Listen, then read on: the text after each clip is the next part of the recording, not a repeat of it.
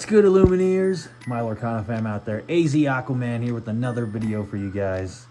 So for today's deck profile, we are officially at set 7 now, and this is my first deck profile with my updated version of the Emerald Sapphire Mufasa for Arcasia's Island.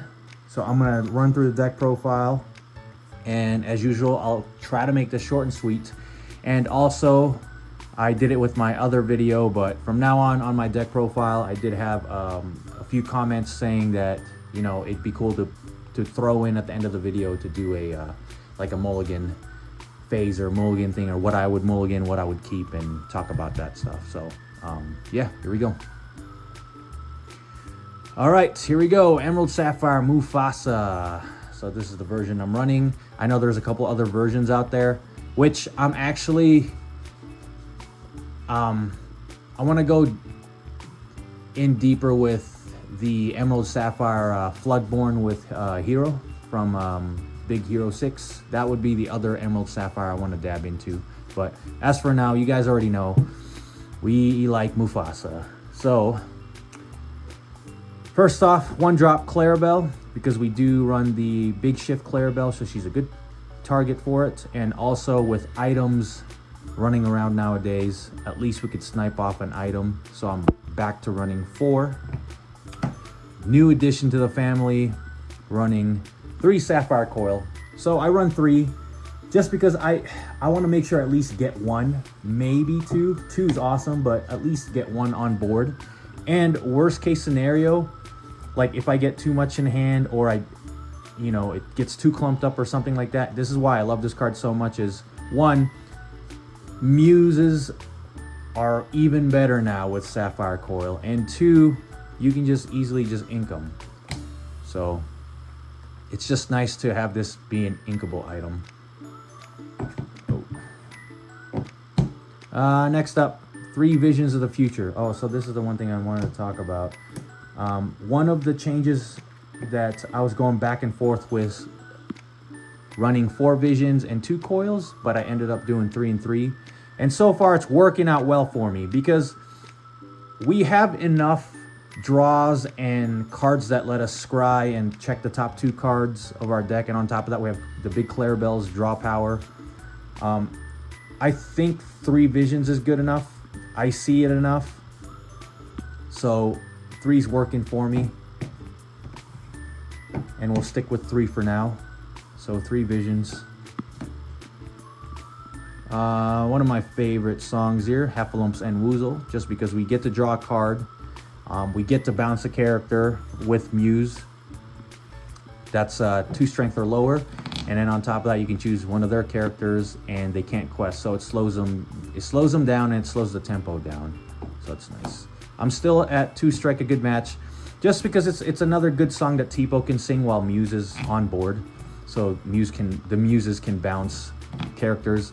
And then on top of that, if we do manage to like have a bricky hand or a bunch of uninkables, it's very good to just filter them out and discard them with this. One of the MVPs, still one of the MVPs, Tipo. So I typically I like to play Tipo turn 2 for the ramp instead of Sails, most of the time. Sometimes Sails will come up where I would rather play the Sails over Tipo, but majority of the time I like Tipo better, just because our turn 3 turn we can play into the Muse, and then Tipo can sing songs while Muse is on the board. Another one of our ramp cards here that's a good turn 2 ramp, because it's pretty important that we hit that turn 2 ramp. If we don't, it feels bad, and it feels like we're really slowing behind. So having another ramp card on turn 2, there's another good alternative with Sails.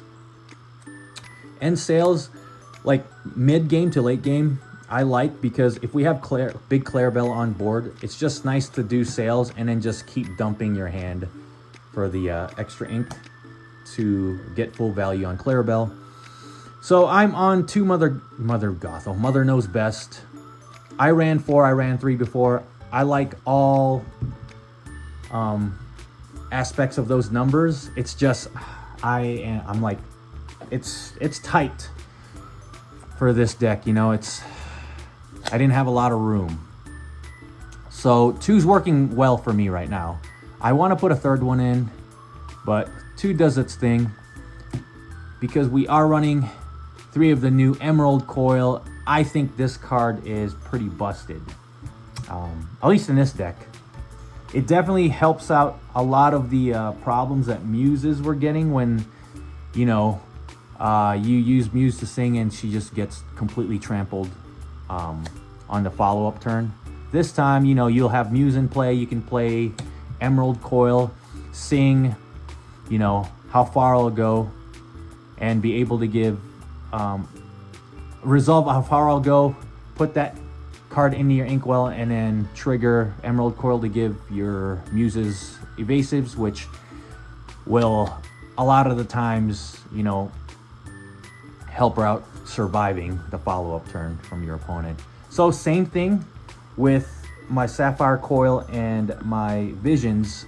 My thing was to do 3 Mother Knows Best and 2 Emerald Coil, but I opt to do this ratio and it's working well for me. And Emerald Coil with the big Peter Pan, which I'll show you later on, like it's pretty dang good. So 2 Mother Knows Best, 3 Emerald Coils, and then of course the bread and butter of this deck, the Muses. With Sapphire Coil, Muses are a lot better hitting targets now. We can hit targets that are 4 strength. We can even hit targets that are 5 strengths if we double up on those inks, or if you have 2 Sapphire Coil. So yeah, Muse is definitely a lot better now. Another 4-drop here, Grandma Tala, just to scry for cards. She replaces herself. We're able to see the top 2 cards of our deck to see what we want. And on top of that, she's a nice 3/3 body that could trade off things if needed. Another 4 ofs here that I think 4 ofs good. How far I'll go. Just very good when Emerald or Sapphire Coils on play, because if you sing with the Muses, you know, if you sing with the Muses, sing with Muse, if both of these are on play or one of the other on play, they trigger because of Let It Go, how far I'll go's ability to ink. So it's just nice to either. So just remember, guys, you as active player get to choose the order. So I've been asked this before. Let's just say these, hypothetically, you have Sapphire Coil and Emerald Coil. So if you play How Far I'll Go and then sing it with Muses, you can resolve How Far I'll Go, scry 2, put 1 in the inkwell, put 1 in your hand. Okay. Once that's resolved, you can do whatever order you want here. So you can even do Sapphire Coil to -2 something first, and then Emerald Coil to give Muses evasive, and then Muse triggers to bounce that character that you -2. So it's up to you in whatever order that you want to do while all these are triggering in the bag. So, but yeah, so that's how that plays out. And then yeah, so there's the 4, How Far I'll Go. I'm still at 4, You're Welcome. I think You're Welcome's awesome in both sides of the board, because sometimes we do utilize the You're Welcome for on our side if we do need some card draws, but You're Welcome's just nice getting rid of locations, big characters that are important with your opponent, or big characters that we need to get rid of. Yes, they get to draw 2, but a lot of the times you're doing that because obviously you're trying to get rid of something, and big Clarabelle's on board, so you're getting max value off Clarabelle on her draws. Or if you have Bend to My Will, you can just put something back, they draw out their cards, and then Bend to My Will and just discard their hand. So just a very good removal. I am now running 3 John Silvers. 3 John Silvers. Why? 1, very good at disrupting the pace of questing, because when you play this or when he quests, excuse me, chosen opposing character gets reckless. So that slows down their, oh my gosh, slows down their questing power. And on top of that, this does help somewhat, like with little evasive characters. Sometimes I don't have the cards to bounce or get rid of evasive characters. So John Silver is perfect for that. Just play John Silver or quest with John Silver and then target an evasive character that's like 2/2 or a 3/1 or something, like even genies. Target them with reckless and then just turn one of your bigger characters around and quest with it, and then they'll have to run into it. Another thing that I like about John Silver is, one, he's inkable.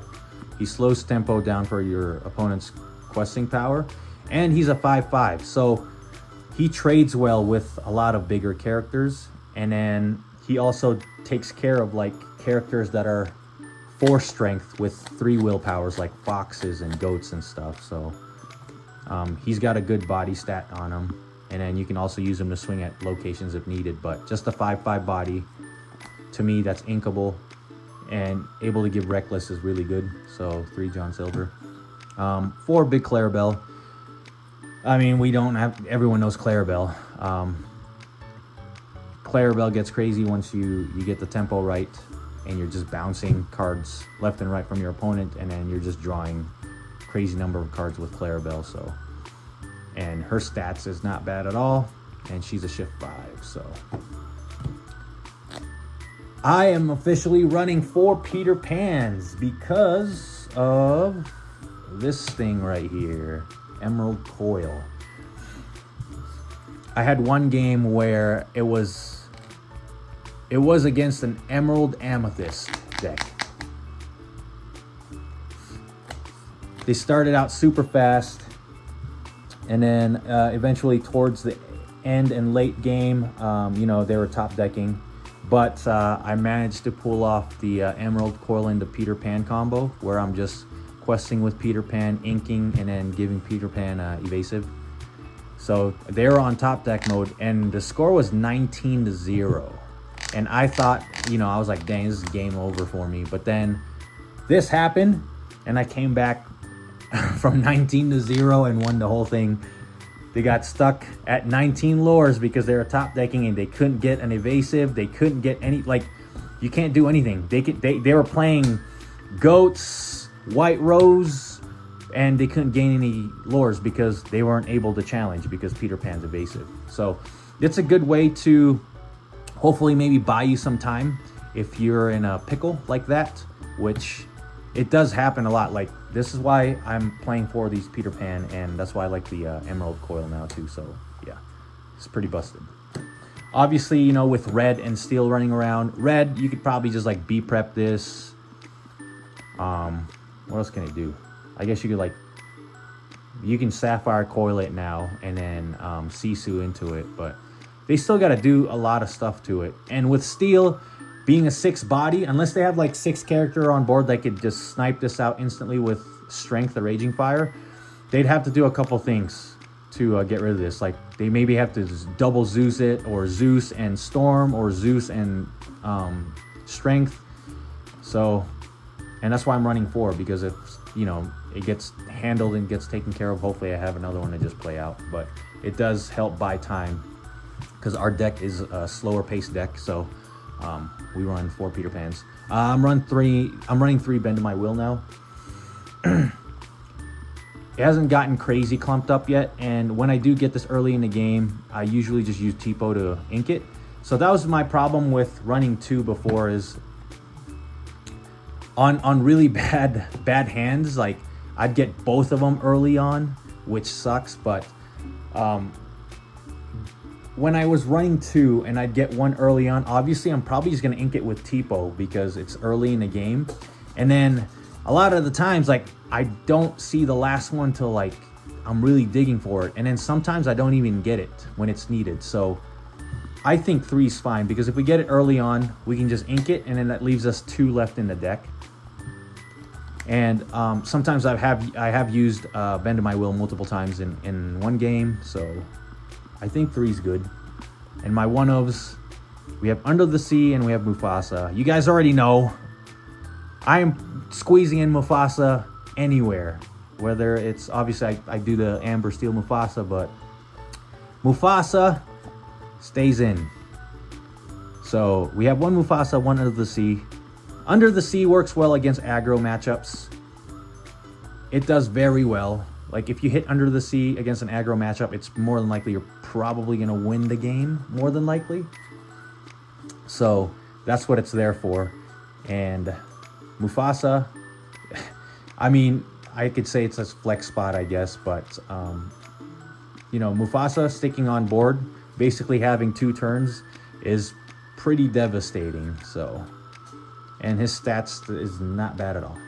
All right, so that is my Emerald Sapphire Mufasa.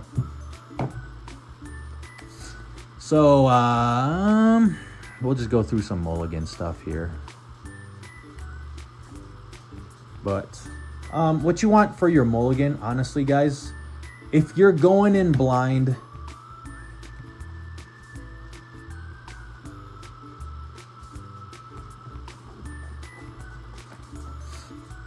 like if you don't know what your opponent's running and you're going in blind, at least these three are a must. Okay. If I get this like in my first starting Mulligan, I mean, obviously I'll probably put back the sails because I have the Tipo, but you need at least a turn 2 ramp and then try to get Muse in hand. That would be my typical Mulligan phase. And then I also like to have at least like Heffalumps or maybe like strike a match. But so if I get, let's just get random cards here.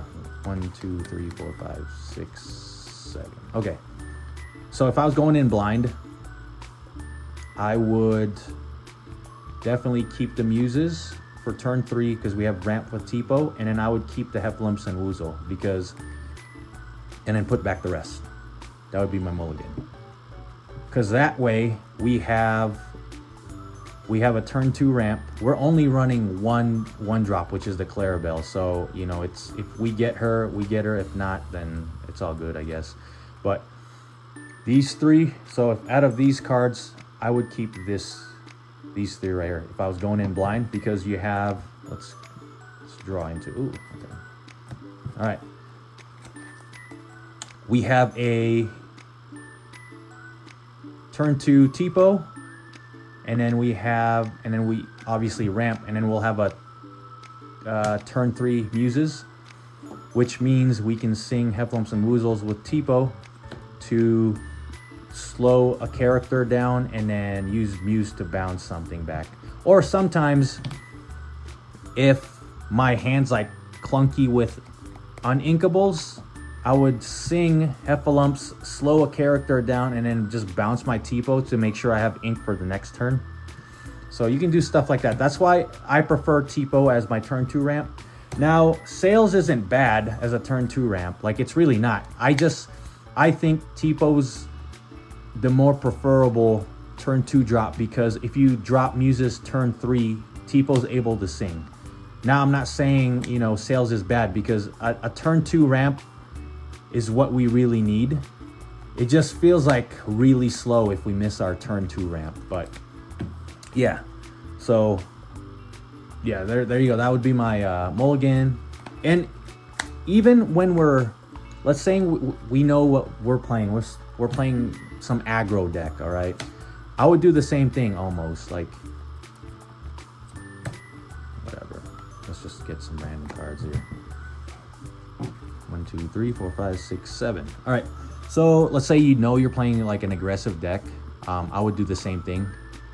So I would definitely keep Muses turn 3. You have your Tipo for ramp turn 2, and then I would keep Heffalumps and Woozles against an aggro matchup, you know, and you can return these guys back. And let's draw the 4. Okay, perfect. So like I said, this is a perfect scenario here. Like I said, we got one bend of my will early, But that's why I was running 3 now, is because when this shit happens, it like sucks, because more than likely I'm gonna use Tipo to ink this, to be honest with you. And then now we only have 1 copy in the deck, which I get sometimes, but like a lot of the times, like I'm trying to dig for it and I can't find it. So that's why I'm running 3. So now what you can do here is, with this hand, 2 scenarios can happen. Let's say you're playing against an aggro. I would ink the grandma and then play the Clarabelle, so at least you have a 1/2 character that can slam into their 1/1s. And then, you know, Tipo turn 2, ink bend, and then your turn 3 is gonna be muses. And then now you can sing Heffalumps, slow down one of their higher questers, use Muse to maybe bounce maybe a bodyguard, bounce a bodyguard, and then now you can crash into a 1/1 character with that. So that would be a good scenario there. What else? Another thing. Okay, so let's say I'm playing like Steel against Steel, Amber Steel, Steel Song, Sapphire Steel. Looking at this hand, since I'm going to be looking like I'm gonna drop Tipo turn 2 to ramp and then lose a card.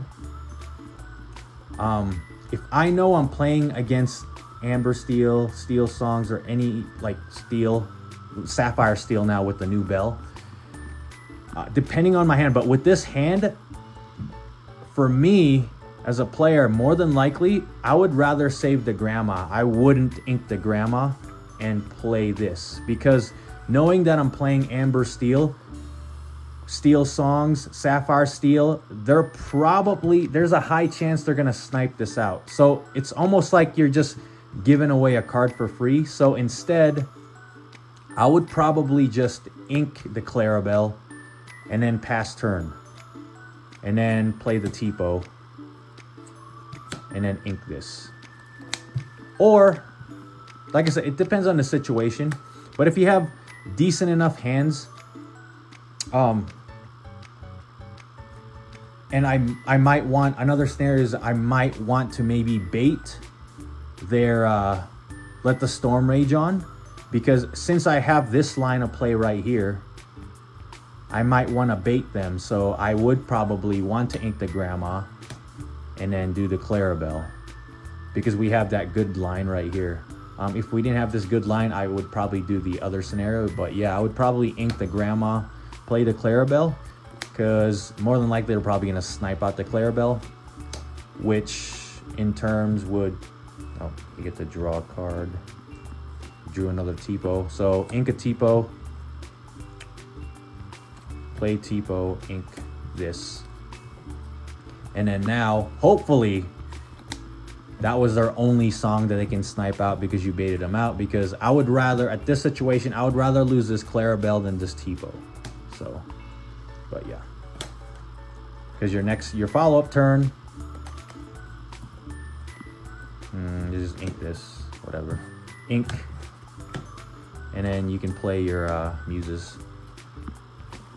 And then play Heffalumps to negate something and then bounce something. But yeah, so it really depends. This is why I like this deck so much, is because it's not like a one trick thing where this is what you have to do turn 1, this is what you got to play turn 2 or turn 3. It's like, well, obviously turn 2 you want to ramp, but I've seen a lot of people make a mistake where they get these in their opening hand and then they'll play the Clarabelle and they'll literally just sit there because they have the Clarabelle. You can do that in certain matchups, but with like faster decks where they're dumping their hand, like that's a bad idea. More than likely for me, if that was the case, I would just ink this, because by the time you're at turn 4 or turn 5, depending if you ramped up that game or not. So this Clarabelle is going to be turn 4 or turn 5. At that point, your opponent's got, like, especially against aggro types, they're going to have a board state with high questers. And I don't know why you would play and save the Clarabelle up, because they won't have any cards in hand. And they're probably questing a lot. So you would probably want to be utilizing maybe this Clarabelle to maybe tag characters that you need to get rid of. So that's how I would deal with that. With slower decks, oh yeah, definitely. I would hold on to this, or more than likely you'll probably be able to quest a couple times against slower decks with this Clarabelle. But yeah, holding this Clarabelle against slower decks, yeah, it definitely does. That's money. So, but yeah, that's one of the things I've seen. People would have these in their hand and they would just tend to hold it, and then by the time they drop this, it's like it's too late, and then you have the big Clarabelle, but then they have characters across the board that can just quest, and you can't really do anything. So remember, this is a slower control deck, so you've got to control the pace somewhat from turn 1 throughout the game. You can't just hold still and not do anything. You have to do something to try to slow down your opponent, or set up something to slow down your opponent. You can't just sit there and hold on to this. So that's my take on that, where I've seen people do that because they're afraid to sacrifice their little Clarabelle because they know they have big Clarabelle. But sometimes, like, you guys have to challenge and sacrifice this, and then on your follow-up turn or something, you might need to ink this. But you can't just sit with Clarabelle and do nothing and then wait till turn 5 to do a big Clarabelle, because that's almost a recipe for disaster, unless you're playing against a slower control-y deck. So, all right, guys, that's that for my Mufasa deck profile. Hope you guys like the content in the video, and if you guys do, please like and subscribe. And for the people that haven't subscribed yet, but you guys are watching my videos, you know what? I appreciate that also. Thank you. I think that's it. That is my official Set 7 Mufasa deck profile. Hope you guys like it. Till next time.